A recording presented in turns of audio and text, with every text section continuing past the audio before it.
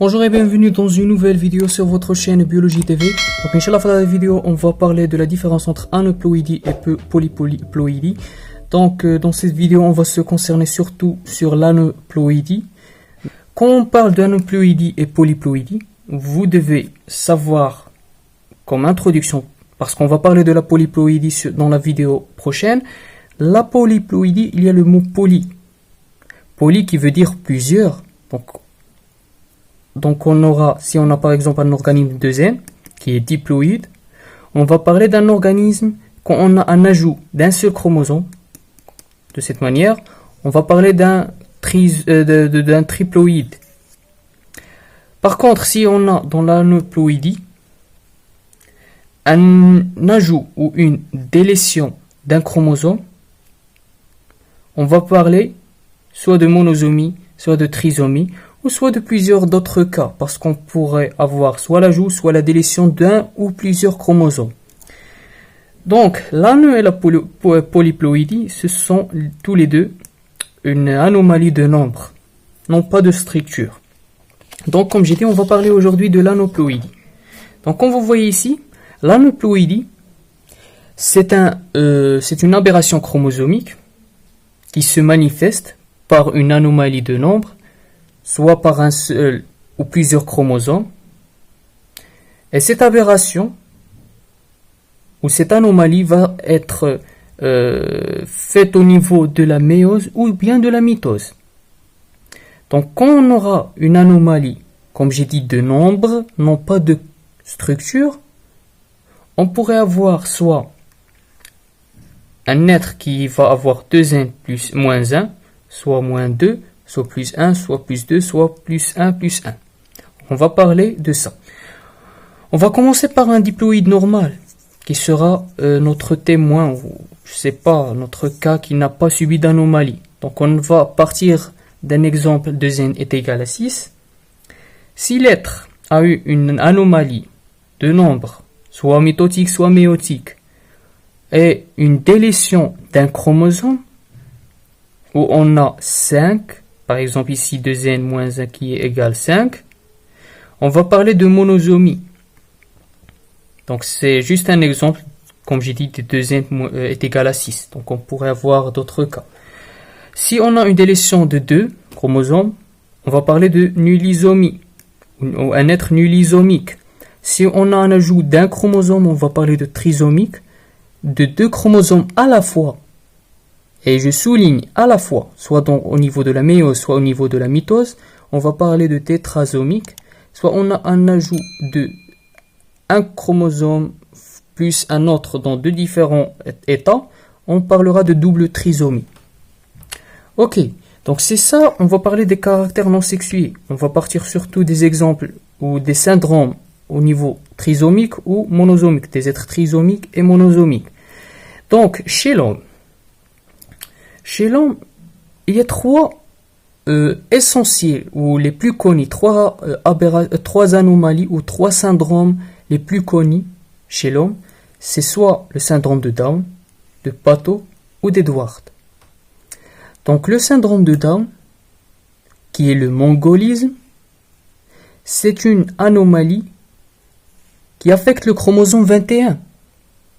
Donc quand le chromosome 21 est touché par une anomalie de nombre, par l'ajout d'un chromosome, on va parler de syndrome de Down. Ce syndrome-là, c'est un syndrome qui est viable. Et ce n'est pas la seule manière d'avoir ce syndrome. L'aneuploïdie n'est pas la seule manière d'avoir une trisomie 21, qui est le mongolisme.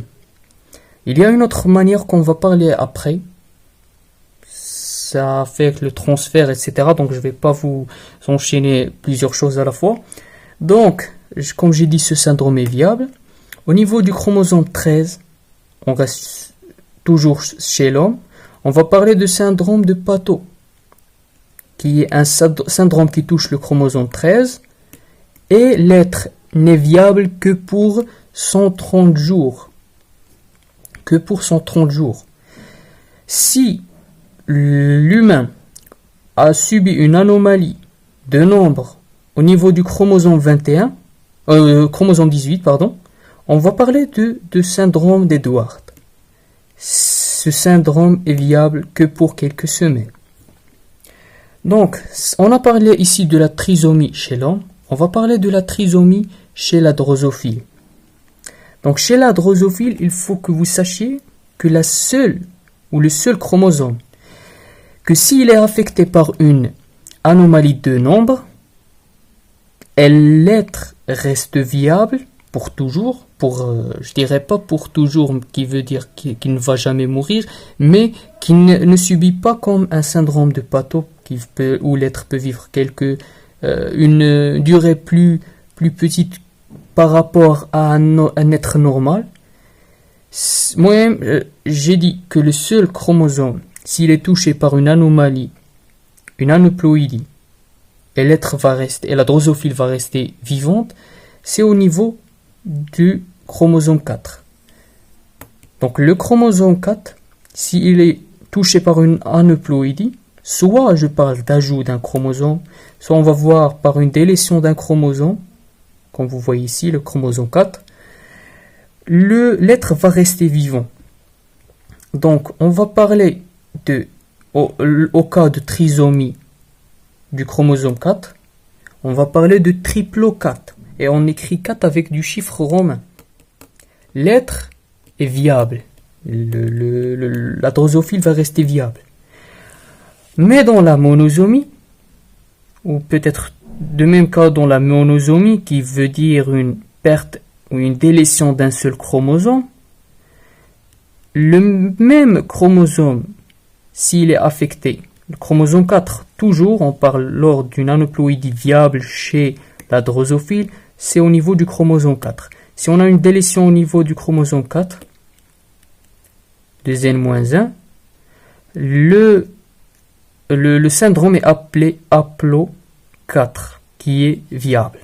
Donc ici, on a parlé des caractères ou des syndromes dans le cas des chromosomes non sexués. Mais si on parle de chromosomes sexués, chez l'homme, on a ces types de syndromes. On sait que chez l'homme, le cas normal, c'est soit qu'il y ait un homme, un mâle, soit une femelle. De cette manière, c'est quelque chose de banal. Donc si on a ce type-là, comme vous voyez, soit XXY, soit XXYY, soit 3XY, on va toujours savoir, il faut savoir que c'est un mâle. Pourquoi? Parce qu'on a ce Y là, ici. Si on n'a pas de Y, c'est une femelle. Même si on a ici, comme vous voyez, 3X et un seul Y, donc les caractères femelles seront en plus de proportion de dominés. Mais ça va rester un mâle. La différence entre un cas normal et ces cas-là, c'est que c'est un homme, mais avec des caractères ou quelque chose qui tend à être une femme. Par exemple, on aura une expansion des seins, l'homme va être stérile, des petites, comment dirais-je, testicules, oui, je voulais pas dire couilles, mais des petites testicules, c'est le syndrome de Klinefelter. Ok, je pense que ça a bien été compris. Donc le syndrome de Klinefelter, c'est un syndrome qui touche les chromosomes sexués. Chez le mâle, on aura soit XXY, soit 2X, 2Y, soit 3X, un seul Y, et ça reste toujours un mâle. Au niveau donc ce Klinefelter a oublié de découvrir ce syndrome-là. Donc X et 2Y, il est appelé syndrome XYY. Et comme j'ai dit, quand on a un Y, soit un, soit plusieurs, c'est un mâle. Toujours c'est un mâle. Donc, si on a un syndrome de Turner, où il y a un seul chromosome, non pas X, donc un seul chromosome X, pas de X de l'autre chromosome sexué qui est le X de la femme, ni de Y. Donc, c'est le syndrome de Turner et c'est une femelle. parce qu'on n'a pas Y. Et il y a aussi la trisomie X, c'est 3 chromosomes X, et qui est une femelle. Donc on a parlé ici des syndromes chez l'homme, et on parlera maintenant des syndromes chez la drosophile. Donc il faut savoir que chez la drosophile, Y, le chromosome Y, ne détermine pas le sexe. Donc, pas comme l'homme. Si on a Y, c'est un homme. Pour la drosophile, même si on a des Y, ça pourrait être une femelle. Ça pourrait être une femelle, oui. Donc, comment on pourrait déterminer le sexe de la drosophile? C'est par calculer le rapport entre le nombre de chromosomes sexués et le nombre de lots autosomiques. Si on a ce rapport qui est supérieur à 0,66, c'est une femelle. Directement, c'est une femelle. Si on a qui est inférieur à 0,66, c'est un mâle. Si ce rapport est égal à 0,66, c'est intersexué. Ce n'est ni un mâle, ni une femelle. Donc c'est entre les deux. Donc ici, dans cette vidéo, comme je vous ai dit, on a fini notre cours ou notre explication de l'aneuploïdie. Donc Inch'Allah, la vidéo prochaine, on va parler de la polyploïdie. On va parler de ces syndromes et une explication plus belle, ou je sais pas, parce que ici j'étais très perturbé par le stockage qui était plein, et j'ai expliqué durant un long temps, une durée très longue, et je ne me suis pas rendu compte que quand j'ai fini, j'ai levé la tête au niveau de mon téléphone, j'ai trouvé que la mémoire était pleine, donc une grande majorité de cette vidéo n'était pas enregistrée. Donc j'espère que vous avez bien compris. N'oubliez pas de nous mettre des pouces bleus, des commentaires et partagez la vidéo avec vos amis. Et à la prochaine.